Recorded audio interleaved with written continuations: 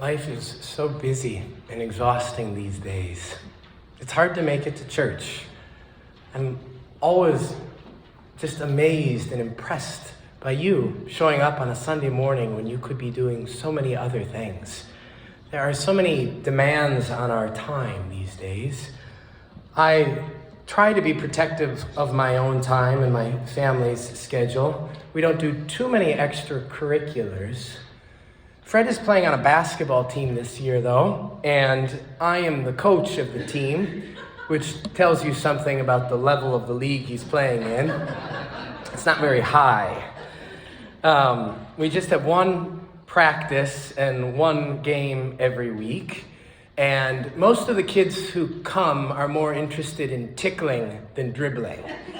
So if you can dribble with either hand and make a layup, this makes you kind of dominant in this league. And Fred can dribble with either hand and make a layup with either hand, so he's kind of dominant. My neighbor, John Ben Hartog, is helping coach. John's in back. John, 2 hands in the air. John is a better athlete. He knows more about sports than me, and he's generally kinder and more generous with his time. And he told me, next year, if Fred wants to play in a higher level league, a traveling league, I'd be willing to help out, he said. John loves sports. You should ask him about his career. He won't tell you much, but maybe Stephanie will. But John is very kind. So he's offered to be there for my kid on this traveling league. And you know how kids' sports are these days. It's not just Saturdays, it's Sundays too. And I think next year on Sundays, I'll still be in the pulpit here with you. So I'm trying to figure out what to do with Fred. Hopefully church will always be there for you, but it's a really small window of time when you can run up and down the court and people will cheer for you and adults will keep score. So I'm trying to figure it out. Maybe next year Fred won't be here every Sunday, and maybe I will have to leave after church kind of quickly some Sundays to watch him play, and it makes me exhausted just thinking about it.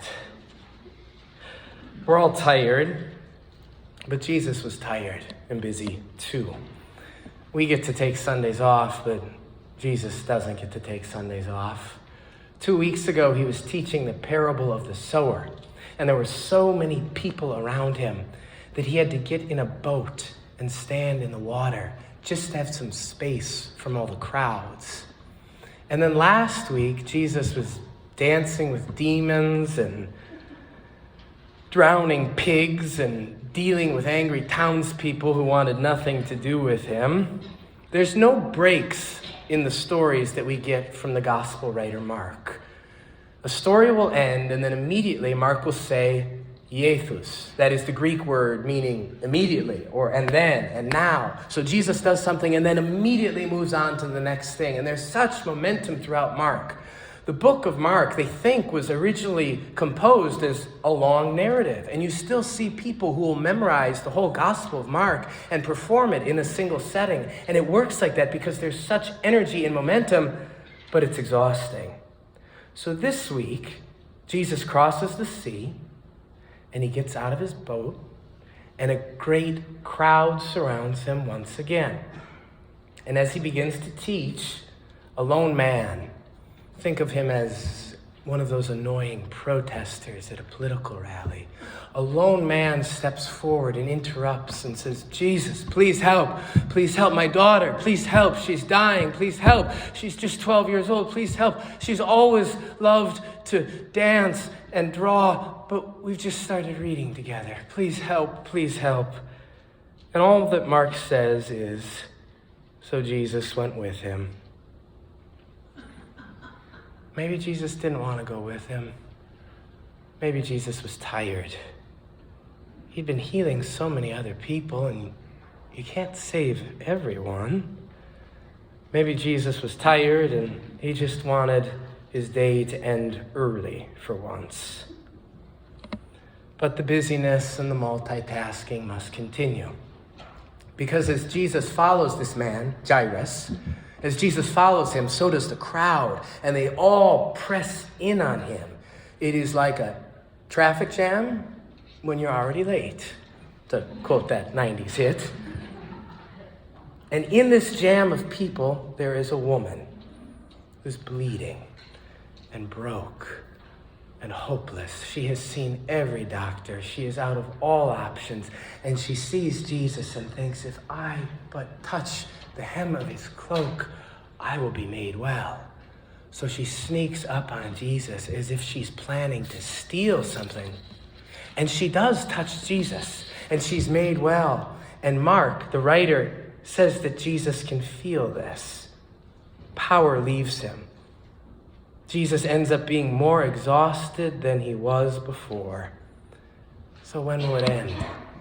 The busyness, the demands, the interruptions. Throughout much of history, the meaning of Christ has revolved around the suffering Christ endured on the cross. If you saw the Mel Gibson film 20 years ago, it was well done, but it was brutal.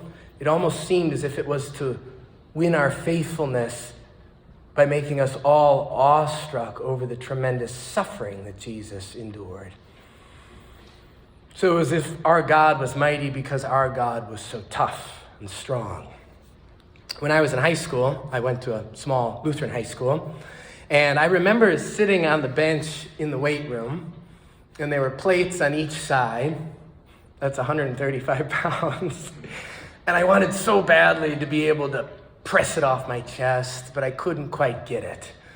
And I would sit on the bench, and on the wall in the weight room, there was a poster of a very bloody, very muscular Jesus carrying his cross up to Golgotha.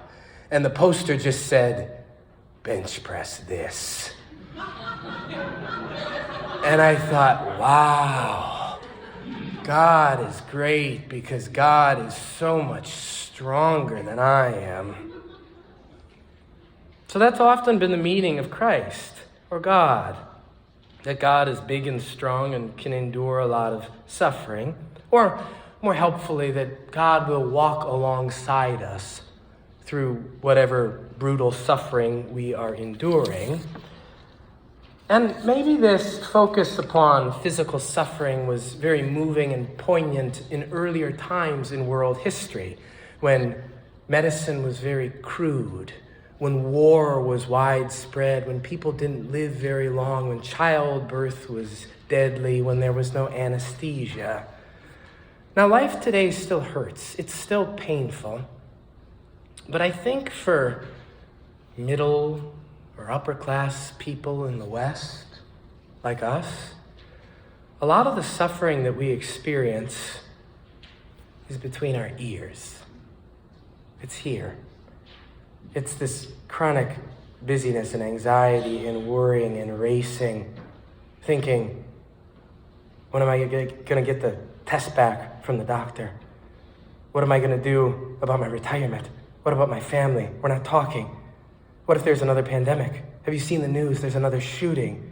The presidential election is coming up in 10 months, 8 months, and it's all I can think about. It's all I can think about. We worry and we worry and we worry, and it's utterly exhausting. And Jesus didn't have a smartphone or the 24-hour news cycle or a prescription for antidepressants. But I don't think it's a projection to imagine Christ feeling so unsettled and exhausted and interrupted and worried.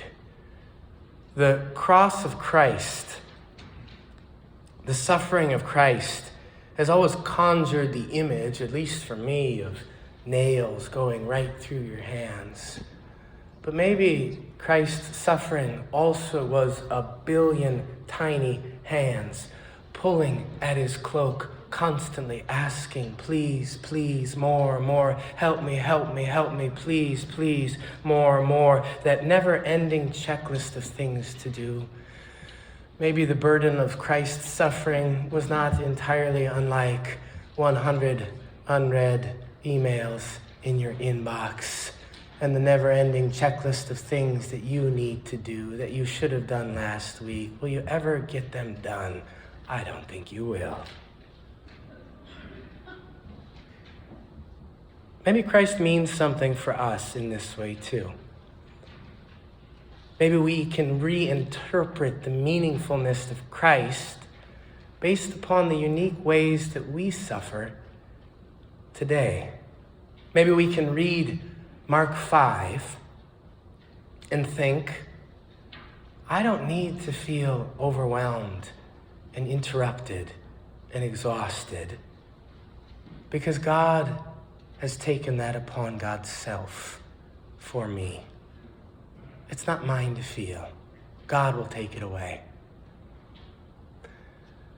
I have a friend and spiritual counselor of sorts, and this person tells me, Jonathan, whenever you are exhausted or frustrated or need to vent, I am the first person you call. So I call this person and I talk, and we come up with very few solutions. But it feels so good to place my burdens upon another person, to have them carry it for me.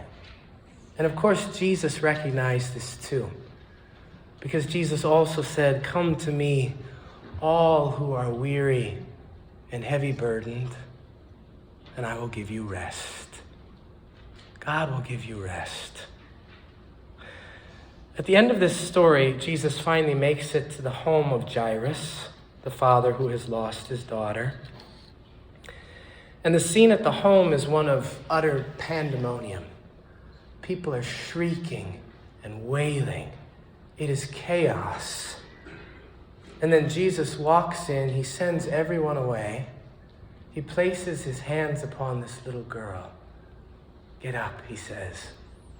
And she rises. And she walks about. And I can imagine the jubilation after this happened. I wonder if the decibel level in the room on the neighborhood block remained the same even after she was raised, because the wailing became rejoicing. People were shrieking and shouting and hugging and taking selfies and calling relatives and calling the local news outlets so they could come and see what has happened. Doesn't that sound exhausting too? Maybe that's why at the end of the story, Jesus tells this family, don't tell anyone what has happened. Instead, he says, sit still. Take a deep breath. Be with yourself. And give this girl something to eat. Amen.